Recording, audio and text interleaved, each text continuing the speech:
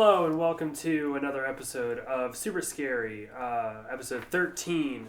Today we're reviewing Silent Night, Deadly Night. I'm Bender. I'm Nicholas. Glad to have you here, people Thank watching. you. Thank you. So, Silent Night, Deadly Night, written by Paul Kaimi, we don't know. I can't pronounce names. Something. And Michael Hickey. The same duo who wrote the first of 4 Silent Night, Deadly Night sequels, and then did nothing else. Why there's 4 sequels to this movie, I don't know. But I guess you have 2 proper sequels, and then the 4th and 5th had nothing to do with the first 3. I don't know. Whatever. Well, yeah, maybe we'll watch them later. Maybe. This one's directed by Charles E. Sellier Jr., the same guy who also did In Search of Noah's Ark, The Incredible Discovery of Noah's Ark, The Search for Heaven, End Times, How Close Are We, Miracles in Our Midst, Ancient Secrets of the Bible, The Case for Christ's Resurrection, The Longevity Secret is Noah's Ark, The Key to Immortality, and Silent Night, Deadly Night. He did a lot of other stuff too, but it's very strange that he has all of those like super Christian movies and documentaries to his name, and then just this one horror movie. Yeah, I don't know. It's pretty weird because it's kind of a brutal movie. Yeah. But Sellier also created the Grizzly Adams character and directed a version of Sleepy Hollow that starred Jeff Goldblum. My name's Crane, gentlemen. Ichabod Crane. Could you assist me in some way here? So we should probably review that. I want to review that. Yes! Yeah. So the movie opens on Christmas Eve of 1971, and you get a family in a car, basically, and young Billy is with his parents and little brother, and they are on their way to see their grandfather. Yeah, it's a very vacation-esque scene here. Yeah. They've even got the station wagon, Uh-huh. and they're going through the mountains, all picturesque. Uh-huh, and they're talking about Santa Claus on the way, and well, then they get to the mental hospital. Well, their grandfather, Billy's grandfather, is in a mental hospital, and so they go in, and the parents leave to talk about the medical records and things like that, and with the doctor. And this is when Billy's grandpa grabs him and he says, "If you've been naughty, Santa's gonna punish you." And yeah, so you could make a case here that that Grandpa is kind of the one who lays the foundation for Billy's lifelong obsession with naughtiness and punishment, as it relates to Christmas. So yeah, that's kind of the start of it. Yeah. Because then later it gets sort of reinforced, but obviously we'll get to that. You hear a lot about naughtiness and punishment in this movie. Yeah, a lot, because that's pretty much all the killer says. Yeah. But on the way home, after Billy has had this traumatic experience with his grandpa, the family is headed back home, and they stop to help stranded Santa on the side of the road, whose car has, quote, broken down. Quote, Santa. Yeah, quote, Santa. He's kind of like a mall Santa. Yeah. And it doesn't really go well for anybody there. Yeah, no good. Basically, this Santa has been on a crime spree all evening, and so he kills Billy's father and kind of rapes his mom, sort of tries, but doesn't really try, and then cuts her throat. So there's your second little bit of trauma for you in this movie. Billy's watching the whole time, so he's right fucked up by the end of that evening. Yeah. Yeah. And he is not like Santa Claus. No, and it harkens back to earlier in the evening, or earlier in the car ride. Right. Yeah. When what his mom said comes to pass. Uh-huh. That Santa had a little something for him that night, the rest of the family. So you go from the car scene there and the Christmas Eve from hell, and then we pick up a bit later. It goes to December 1974 a time in which we find Billy living in a Catholic orphanage. He's still struggling with memories of the night of the incident at that time. Yeah, and this orphanage, of course, is run by nuns, as is often portrayed in film. And there's the Mother Superior, and she's very strict, of course, very old school Catholic religion, I guess, when teaching. And so she, once again, drives home that naughtiness incites punishment. And that kind of, couples with Billy's trauma a little bit more. And that's really, kind of a turning point for him, I guess, in the sense where he starts to really be fucked up, I think. Yeah, because then he's on the receiving end of the punishment as well. Right. So. And then to top it all off, Mother Superior's brilliant plan to cure Billy of his fright of Christmas and his hate of Santa Claus is to put the boy on Santa Claus's lap and make him thank Santa Claus for his presents. Which obviously you cannot cure disease like that, mental disease. So Billy punches the shit out of Santa Claus and is once again traumatized by this character. And I mean, for one thing, he was only, he's a little kid still at this point.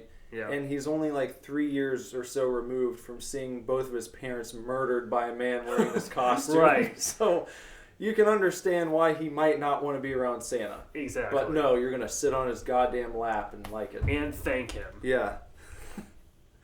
So that's just wonderful. And that leads to, like Bender said, the punch in the face, and then he runs away and hides in the corner of his room. And the last thing that you hear during that time is Mother Superior burst in, and you hear her say, "William." Yeah. And you get a freeze frame, and it's very, very chilling, very creepy the way that she says it. You know that what followed was probably just a brutal beating. Uh-huh. And they kind of leave that to the imagination, but that's the last you see of Billy in 1974.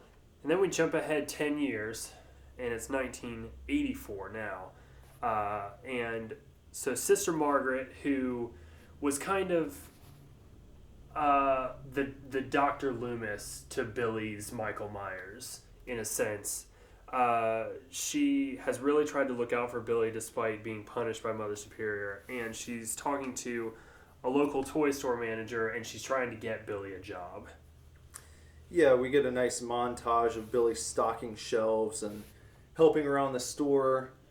Some good tunes playing during this stocking montage. Yeah. You see him being just a nice, lovely young boy. Yeah, he young man. kind of is like winking here and there at the other female employee, Pam, I think is her name. He's kind of just eyeing her a little bit here It's and like there. maybe he's okay now. Yeah. He might be all right.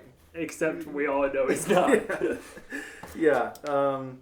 And then he even gets a nice wink from a head nod rather from the store manager, Mr. Sims. Yeah.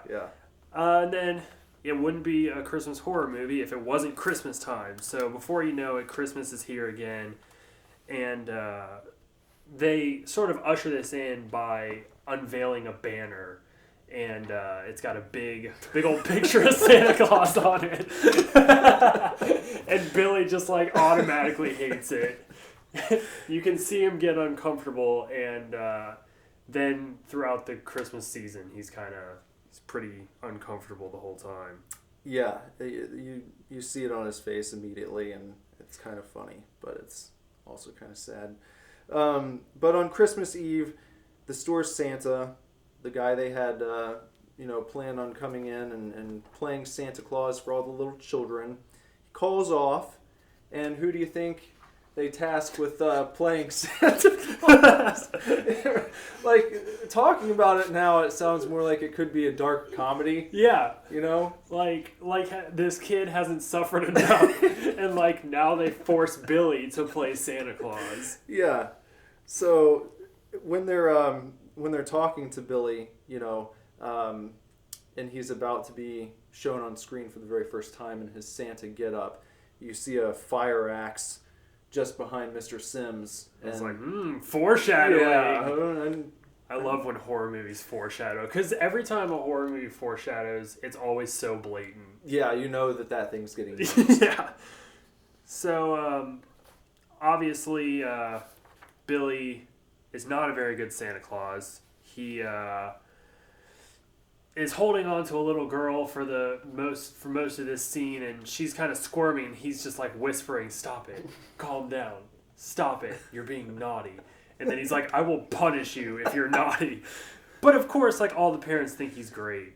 Yeah, because when he threatens her, she kind of like straightens up, and then he gives her a candy cane, and she like runs along their merry way. The lady's like watching the scene, and just like, "Oh, look how good he is." Yeah. With children. So then we fast forward a little bit, just later in the day, and it's 7 o'clock, and Mr. Sims locks up shop and declares, "It's 7 o'clock, it's time to get shit-faced." Yep, and you begin the party. They're having a big celebration to end the Christmas season. I have a feeling they probably don't do anything like this at Toys R Us. No, But just like close up shop and get drunk yeah, in the store. Let's get shit-faced. But yeah, they pull out some alcohol, and they're about to have a big old party time. So Sims, as they're partying, he has another great contribution to Billy's psychosis. He has to approach Billy and ask him, you remember what Santa Claus does on Christmas Eve, don't you? And Billy kind of nods and starts having flashbacks. Yeah. And he's seeing his parents die again. And yeah, I mean, it's really just like, I almost felt bad for Billy because everybody just like beats Santa Claus into him. Like, you like Santa Claus, don't you? Come on. You remember what he does. I also yes, really I do, unfortunately. real quick, I thought that Mr. Sims drunk was very good. Oh yeah. Like, very convincing. I don't know if he was legitimately drunk in that scene or not, but I believed it. I liked that a lot. So then after the flashbacks, Sims goes even further by telling Billy, "Get started." So that's exactly what Billy does. His killing spree of the toy store pretty much starts right at that point, and he starts off with Pam, who has gone into the stockroom with Andy, who's Billy's co-worker. Mm-hmm. Well, I mean, they all are, but Andy worked in the stockroom with Billy. And Andy is trying to have his way with Pam. So at first you almost think it's kind of nice because Billy comes in and kills Andy by holding him up with a string of Christmas lights. Like, Yeah. I don't even know where he gets the strength. But he saves Pam, and you're kind of like, oh, okay, cool. And you think maybe, it could be like Dexter or something. Yeah, he But could. Yeah, he's he could be not. like Dexter. He's definitely not. Yeah. So, yeah, he takes care of Pam too, and that's unfortunate for her. But, what are you going to do? We won't spoil all the deaths, but I also have to mention another store kill. Billy is chasing Mrs. Randall, who is also a co-worker, and she's making her way to the front door, the glass doors, and she has the fire axe in her hand, and she just stops. Like she's about to swing and, chop her way out, shatter the glass, and she just doesn't do it for some reason. And then she stands there until Billy shoots her with like a toy bow and arrow set. That still somehow kills her. And she falls down, and her death is made even worse when the camera pans up and you see that mechanical Santa Claus is telling her to suck it. It's so great. Yeah. The more we talk about it, I feel like this movie is so tongue-in-cheek. Oh yeah. Black comedy. Yeah. Very much. So then, basically, this portion of the movie begins Billy's hunt for people doing naughty things in the suburbs. He's lost it at this point. He's over being Santa, and he hates everything Christmas. So, But he won't take off the costume. no, for some he reason. doesn't take off the costume, which He's is like, great. all right, well, I'll just be Santa now. But I'm gonna kill people. Yeah. So the first house that he stops at, it's a nice house where you've got a babysitter and possibly her boyfriend or co-babysitter or something, but they're on a pool table and they're sexing each other. And outdoors, there's a group of carolers. Yeah. And one of them is violently shaking her head for some reason. I noticed it's all I could look at on the screen for this portion, but it was just like she was jerking her head back and forth. I love when you get in the house and the couple is like getting it on and he's like, oh, I can't concentrate with that racket outside, and then he turns on like 80s porn music. Yeah, I thought that was very convenient. It was like, so great. Oh, they just have that queued up in their cassette players. Yeah. But let's see. So then after that, after the house portion where they have their run-in, we won't want to spoil everything that happens there because... There's good death in that house. Yeah. There's a good kill in that house. There's good death in that house. That's a good line. But there is a fantastic scene there. So we won't spoil that. Move ahead to a couple of gentlemen who are out for just a couple friends who are going to go out and have a midnight sled. Yeah. They're just out sledding. Like, did people really act like this in the 80s? I don't think... I sleds in the middle of the night. And like, you know, they're kind of acting like they're going to get caught by someone, you know? Yeah. Like it's this horrible thing they're doing. It's illegal to sled at night. I guess maybe if they're at a park after hours, you know, I you're not guess. supposed to go in after dark, whatever. But they don't get to sled. They are snuck up upon by two goons, one guy and his friend who's like Brock Lesnar. Brock Lesnar comes up and in 80s bully fashion just kind of tells him to hit the bricks, get out, you know, and they're going to take their sleds and him and his friend are going to go sledding. It's just like, I loved that too. I loved that these two like muscular bully dudes are just like, fuck you, we're gonna go sledding, and then they legit go sledding. They really too. do, and they're like having a lot of fun. Really excited like, about it, making great exclamations. And yeah, they're sledding very gaily, and I mean that in the old English definition. Yeah, just oh how gaily we sled. But, so, you know, bodies are piling up left and right, and a manhunt begins for Billy in his Santa costume. And we kind of skip to a scene where Sister Margaret is asleep at the police station. She had stumbled on the bodies at the toy store earlier, so she runs to the police station and is asleep for some reason.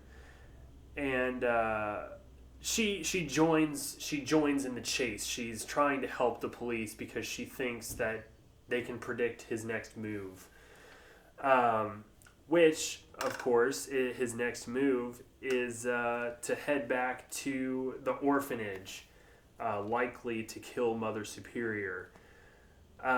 So the police, along with Sister Margaret in her Dr. Loomis role, head off to the orphanage to try to stop Billy, and a cop gets there ahead of them, kind of an on-duty officer in the area. He gets there ahead of them, and he sees a Santa Claus figure walking up to the children playing outside, and you know, he runs out of his car and he blows them away, like 3 shots to the back, and it turns out to be a deaf priest.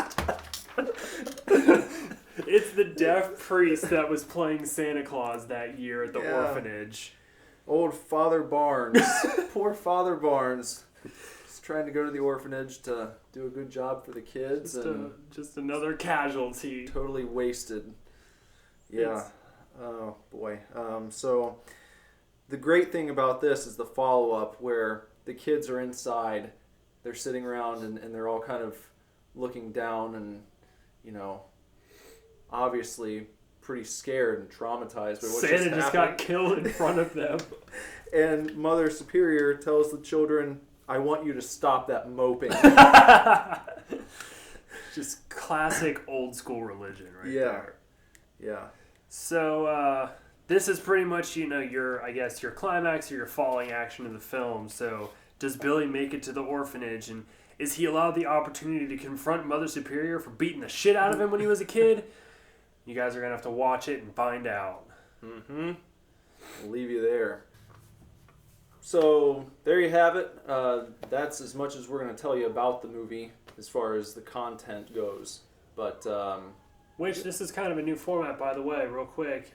So we kind of gave you a pretty good summary of the film, but it's still worth a watch. Yeah, absolutely. There's a lot of stuff, as we're going to do in every episode, and as I feel like as we have done so far, we show you enough to get you interested, but we leave out as much as possible so that when you do watch it, you're surprised and it's an enjoyable experience for the first timer.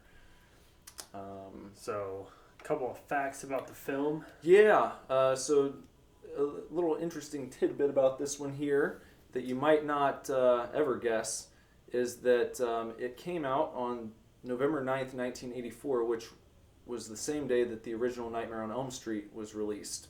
Which is kind of cool, and also it's funny because this movie outperformed Nightmare on Elm Street. It earned $2.5 million on opening day, or the first weekend. The first week. First week, and then Nightmare on Elm Street only earned $1.2 million its first week. So it's pretty unbelievable. Yeah. Given where these films are and like the just greater pantheon of horror cinema. Right.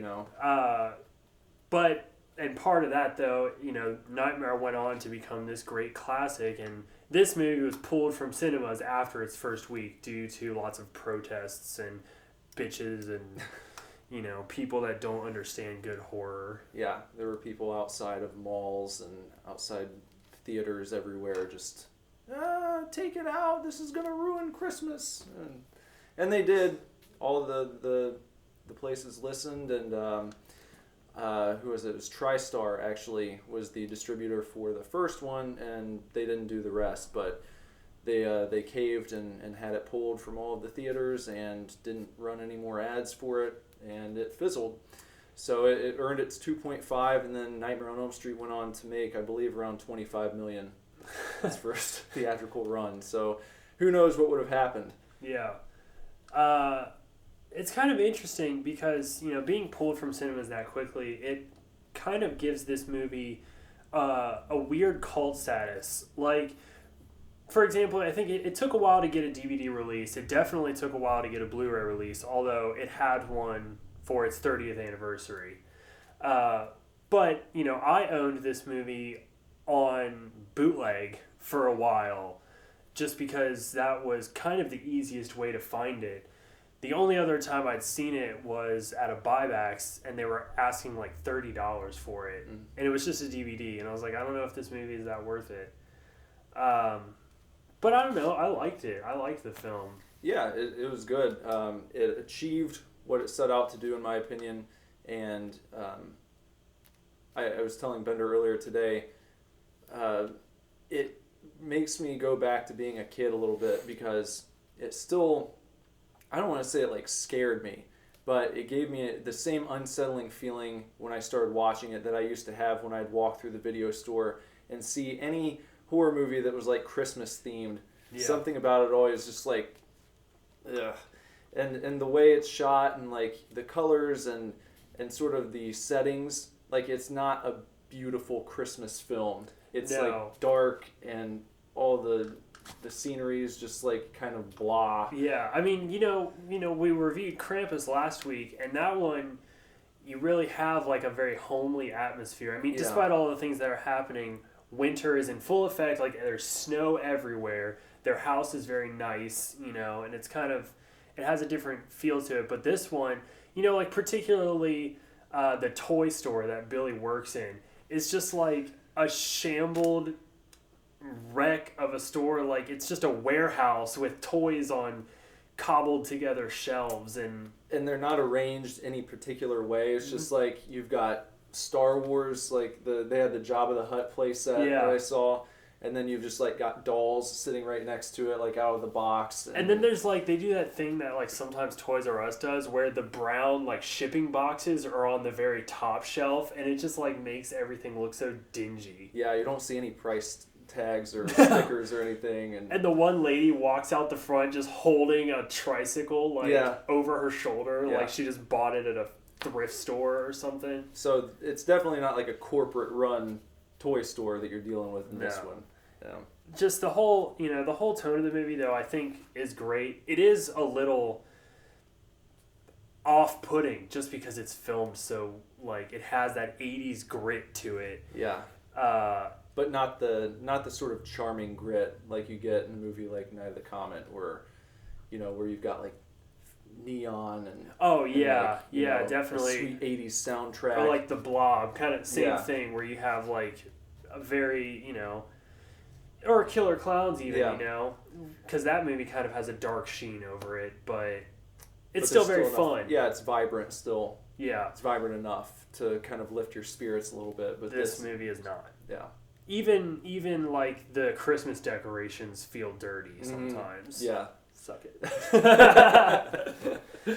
Yeah. So, also, something strange about the sort of outcry about this when it was released is that it wasn't the first attempt at a Santa-themed slasher movie. In 1980, Christmas Evil was released, and no one really said anything about it. Which is interesting. I feel like I want to track that down because, one, I've never heard of that film until, literally just now. But it's interesting that the movie came out so soon, I believe, probably after Halloween, because Halloween was released in 78 or 79, right? Yeah. On the box, or one of the posters, wouldn't have been the box back then, one of the posters for the movie actually said something like, first it was Halloween, then you survived Friday the 13th, now see if you survive Christmas, or something to that effect. Yeah, it's just interesting that they took it to Santa Claus, like tried to bring the slasher vibe to Santa Claus so quickly after the genre had kind of been established. I mean, after Halloween was when you really got the establishment of your slasher genre. Yeah. And so it's fun that they applied it to Santa Claus so quickly.